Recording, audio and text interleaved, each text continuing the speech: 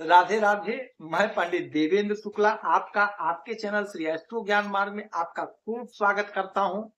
कुंभ राशि, गुरु का बहुत बड़ा परिवर्तन, छप्पर फाड़गन, इच्छा पूरी, अब होंगे सब सपने सच।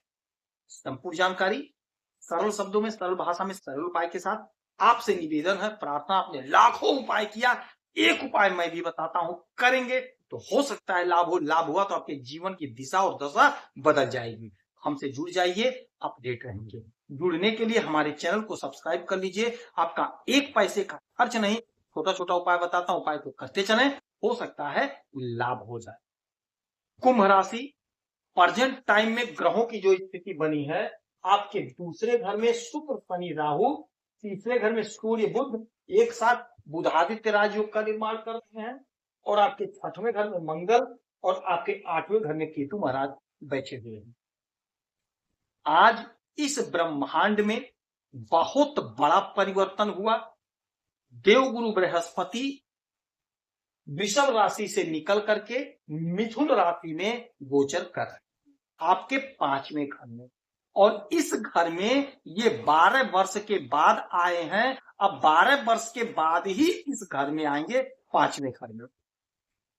मिथुन राशि के मालिक होते हैं बुध, और बुध के साथ में आए हैं तो बुध और गुरु।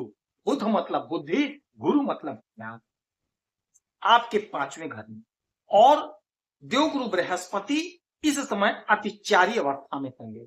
ये शीघ्र फल देंगे क्योंकि इनको बहुत जल्दी जल्दी आगे बढ़ना। तो अतिचारी अवस्था में होंगे, तीव्र गति से चलेंगे तो तीव्र गति से फल भी हमें प्रदान करेंगे। इस गोचर का हमारे जीवन पर 100% असर मिलेगा, 100% फल मिलेगा, सभी को मिलेगा। अब आप कहेंगे गुरुजी सबको कैसे मिलेगा? जी हाँ, नोट कर लीजिए, जो मैं बताऊंगा एक एक बात सत्य होगा, एक एक घटना सत्य होगी, आपके साथ होकर रहेगा। हाँ, किसके साथ नहीं होगा यह भी मैं बताऊंगा। आगे सुनेंगे, समझेंगे तो बात समझ में आ जाएगी। अब देवगुरु बृहस्पति जब आपके पांचवें घर में आए और यहां से इनकी अमृतमय 3 दृष्टियां पड़ेंगी, 5, 7 और 9। पांचवा घर क्या होता है? पांचवा घर होता हमारे संतान का, पांचवा घर होता हमारे अध्ययन का, पांचवा घर होता कॉम्पिटिटिव एग्जाम। तो जिनके विवाह का 10 साल, 20 साल, 25 साल हो गया, संतान का सुख नहीं मिला, संतान उत्पन्न ही नहीं हुआ, यकीन मानिए यह परिवर्तन इसीलिए हुआ है, हमारे देवगुरु बृहस्पति आप पर कृपा कर रहे हैं। आप कोशिश करिए, आप प्रयास करिए, संतान प्राप्ति का प्रबल योग बन रहा है। आपको कोशिश करना पड़ेगा, प्रयास करेगा, संतान अवश्य होगा।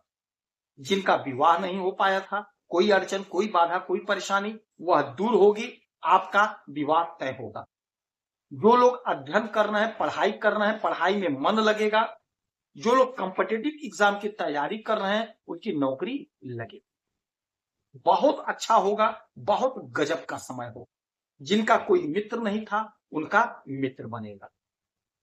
एक और बात होगा, बात यह होगा यदि आपका आपके संतान से नहीं पटता था, जो भी हमारी बहनें हैं, जो भी हमारी माताएं हैं, जो हमारे पिता तुल्य हैं, या जो हमारे भाई, संतान से आपका नहीं जम रहा था, किसी भी बात को लेकर के, छोटी छोटी बातों को लेकर के विवाद हो जाता था, अब वह चिकपिक दूर हो जाएगी। संतान आपके बात को मानेंगे और आप अपने संतान के बात को मानिएगा। दोनों लोगों में तालमेल बड़ा अच्छा होगा और आपका बहुत अच्छा संतान के साथ निभेगा, बहुत अच्छा चलेगा। अच्छा, यह घर हो गया। अब यहां से पांचवी दृष्टि, 1, 2, 3, 4, 5, पांचवी दृष्टि कहां पड़ी? पांचवी दृष्टि पड़ी आपके भाग्य पर। जब देवगुरु बृहस्पति की अमृतमय दृष्टि आपके भाग्य पर पड़ी तो भाग्य जगमग जगमग जगमग जगमग करेगा। आपने जो कर्म किया, आपने जो मेहनत किया, आपने जो परिश्रम किया, यदि उसका फल नहीं मिला है तो अब आपको फल प्राप्त होगा। एक बात ध्यान से सुन लीजिएगा, आपने 90% वर्क किया, 99% वर्क किया, यदि 1% या भाग्य साथ नहीं दिया, भाग्य नहीं जुड़ा, तो आपका काम अधूरा रह गया।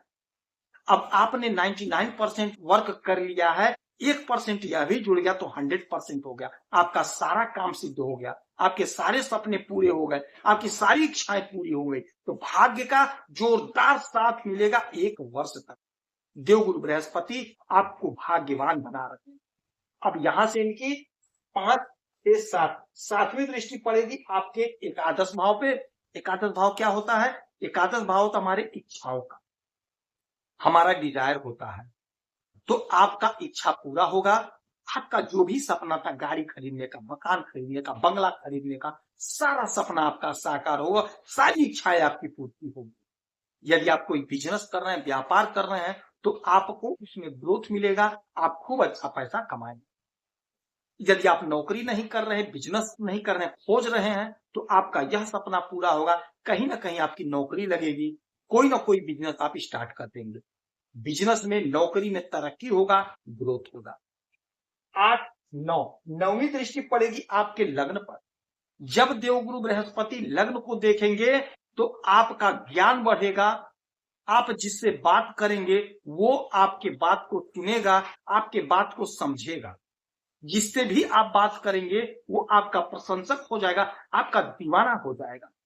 आप हर बात का, हर चीज का तत्काल जवाब दे देंगे, क्योंकि आपका ज्ञान बढ़ रहा है। आपके अंदर एक जोश, एक ऊर्जा, एक ताकत का संचार हो जाएगा। दूर से देखने में पता चलेगा कि यह देवगुरु बृहस्पति की राशि का व्यक्ति है, इसके लग्न में देवगुरु बृहस्पति है। क्योंकि आपके चेहरे पर एक तेज, एक चमक देखने को मिलेगा। आपका इस समय ज्ञान बढ़ेगा, हुनर बढ़ेगा, बहुत अच्छा समय होगा, आपका पराक्रम बढ़ेगा। इस समय आप जो भी काम करेंगे, जो भी काम कर रहे हैं, उसमें सफलता मिलेगी। हाँ, पूरी ईमानदारी से, पूरी निष्ठा से आपको काम को अंजाम देना है, तभी आपको फल की प्राप्ति होगी। जैसा कि मैंने पहले बताया कि किसे फल नहीं मिलेगा, यह गोचर का असर तो हमारे कुंभ राशि के सभी जातकों को मिलेगा फल, किंतु किन्हें नहीं मिलेगा? ध्यान से सुनिएगा।